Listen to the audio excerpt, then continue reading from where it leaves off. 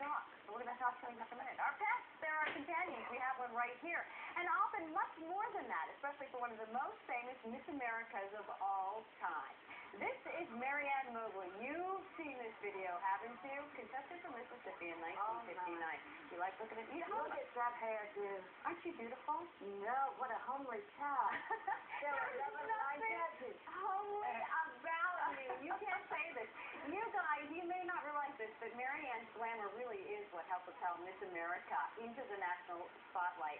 Made Miss America a household name, and we are so pleased to have Ann Mobley with us this afternoon. What a lovely thing for you to say. Thank you. Oh, you're welcome. What you may not realize is that Ann is a cancer survivor, and her dog Booster is here because Booster, hello there, little Booster.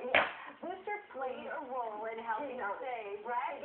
In helping save your life. All right, so before we get to this, we're going to talk about, I also would like to introduce Dr. Dean Wolcott, who is sitting here with us as well. Yes, Ann loves you. Oncology Supportive Services at Cedars-Sinai Medical Center is what you're with. We're going to talk to you in just a minute. Ann, how are you doing?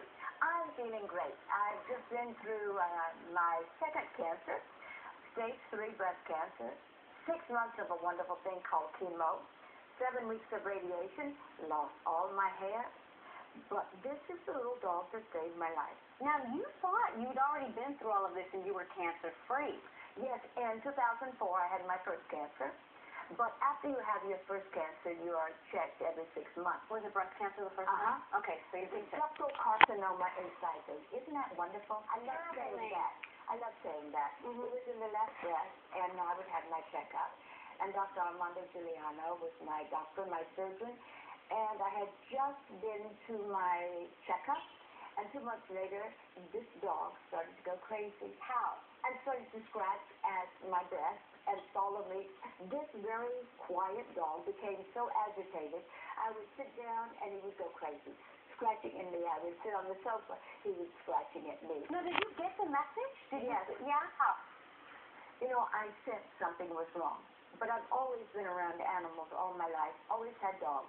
I called Dr. Giuliano and I said, I need to come in. And he said, you were just here. I said, I know, but I don't feel right. And Brewster's going crazy.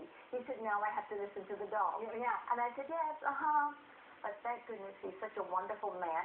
I went in, he examined me, did a mammography, could find nothing. But he is so great. He said, I don't think I've had a patient that's understood her body as much as you. So I tell you what, let's go get an MRI. And the MRI came back very bad, and so I was stage 3 by the time we finished the surgery. My goodness, you love little Brewster. So this one who is so excited. Look at this. Brewster, settle down a little bit there, buddy. Let's have a little show here. All right, Dr. Wolcott, you just talked about Ann, how you've been through the chemotherapy. After people have been through chemotherapy like Ann, their lives are never the same. What are some of the side effects, the long-term side effects? Well, clearly we have the story of the medical side effects of treatment, the psychological impact of having a diagnosis of serious, potentially life-threatening illness, the stresses of treatment itself, the impact on the family. Often there are spiritual crises that go along with part of that. So the impact on the human being is enormous. But what we're finding is that many, many people have an awful lot of what we call resilience, who use this experience in their life to grow and develop and find new priorities and really in many ways build a better life than they might have without having to go through that. We have about 12 million survivors in the United States now. This is really a tribute to cancer care over the last 30 years. 30 years ago, 50% of cancer patients who were diagnosed with 5 years, now 2/3 do. What do you think of the little Brewster here, finding the cancer? I don't blame her for loving him forever. It's a wonderful story. And however it happens, early diagnosis is the key to long-term outcomes. So he is a hero to her, understandably. And they've shown that some dogs can respond to the smell of cancer in your body. We thank you for coming in. Thank you for doing this. And tomorrow there's a lovely luncheon, the celebration of life that Cedars is doing, and all of the survivors there at Cedar are invited to come. I will be there. Brewster will stay at home. Brewster's going to stay home for lunch. Yes. Ann, you look just as beautiful as ever. Oh, Thank you for coming in. Look who's talking here. Doctor, thank you very much. We appreciate it. Thank you. All right, Jeff.